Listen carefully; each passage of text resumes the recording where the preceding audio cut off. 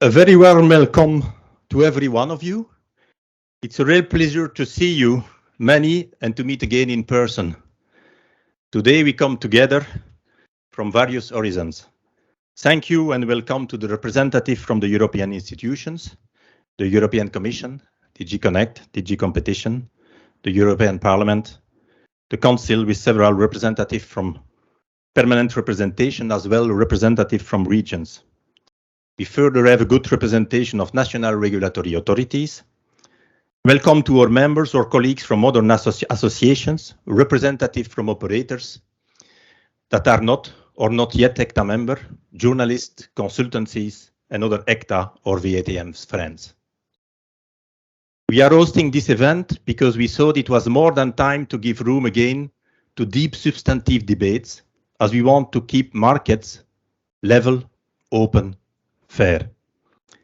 As Margaret Vestager, Executive Vice President for Europe Fit for the Digital Age and Commissioner from Competition, said last month at the Making Markets Work for People conference, said, competition, competitive and contestable market, and the work of competition in force directly benefit people. It is for the people because prices are kept affordable. We create a fairer distribution of new opportunities, make sure that new solutions can be delivered because competition gives the pressure for innovation. However, we must never take competition for granted. The appeals of the dark side of the force, to paraphrase a former BEREC chairman, are strong. The eye of Sauron is watching, and his call is strong, as is the call for more dogmatic deregulation. These obtuse forces take many forms. Let me illustrate this with some examples. I went into the supermarket this morning. Can you see? I have my bag. I have my receipt, so I did it really this morning. And I bought a couple of things.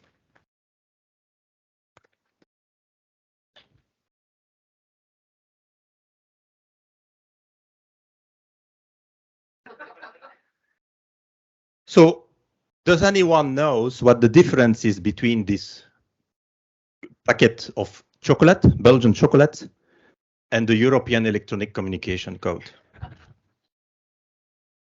No? Let's have a look. If I look at this box, there is a date here. You know, everybody knows those dates. And in fact, it's an expiration date. It says that we must eat it before the 2nd of March 2033. I had a look at the code, and maybe it's because it's written with a very small font size. As my ophthalmologist tells me, I have the eyes of my age, and I'm not the youngest anymore.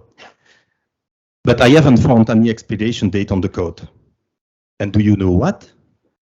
This is because there is simply no expiration date on the code, despite what some people are trying to suggest.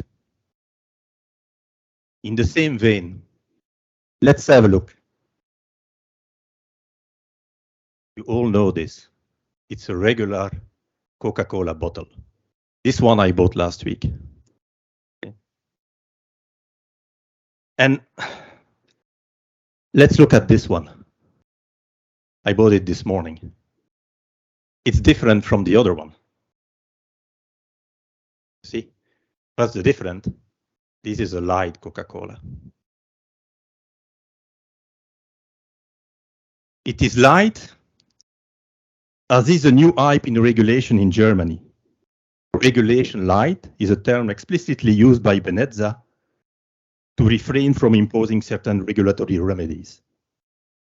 I could not define this term as anything other than dogmatic deregulation, as I thought the German regulator was already busy, or not so busy, with light regulation for the last 2 decades, and the results are clearly visible. The incumbent is the only operator that increases its market share in the retail broadband market year on year. In the past years, with Germany lagging behind its European peers in terms of FTTH deployment. The DESE report and other reports show that clearly.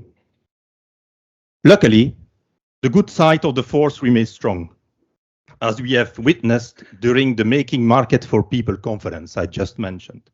A very refreshing event for us, and a joy to meet so many people, bright minds, ideas, and facts supporting the benefit of competition and regulation.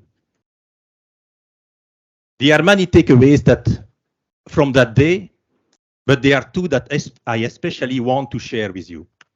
First, I would mention Thomas Philippon, professor at Leonard N. Stern School of Business, New York University, and would draw a parallel with football. And in those days, with the World Cup just starting, it's a good parallel. And he said, only clubs that face fierce competition in the national league succeed at European level. Okay? And that's absolutely true in football, but not only in football. The second comes from former Vice President of the European Commission, Mrs.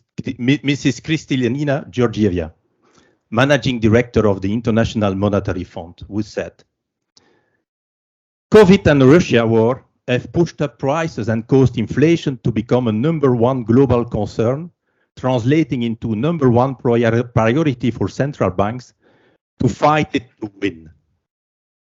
Why? Because inflation undermines the foundation for growth, and it's very damaging for the poorer part of the population. It's a tax on the poor. My message on the twin challenge of fighting inflation, but still supporting those who need help, is that it has to be consistent. What monetary policies does to tighten cannot be undermined by what other policies do. In other words, if you are behind the wheel and monetary policy is pushing the brake, other policies cannot step on the accelerator at the same time. Very clear message. This is also absolutely true with electronic communications regulation. And any direct or indirect action that would push the SMP operators' wholesale prices up, put the foot on the gas pedal and fuel inflation. I'm very much looking forward to seeing all of you, to hearing from the distinguished panelists, Mrs. Rita Wezenbeek, come Rita, Mr. Emmanuel Gabla, that will join us online, Mrs. Tiziana Talevi, good evening, Tiziana, Dr. Mark Schutze, good evening, Mark, and Mr. Pablo Flair, good evening, Pablo. From our distinguished moderator, Mr. Feyo Sikkinga, we will share the debate about the regulation for a successful transition into the firewall. And from our very distinguished speaker, Mr. Alberto Bacchiega, who will share some views on market concentration in telecommunications and competition and regulations in telecommunications.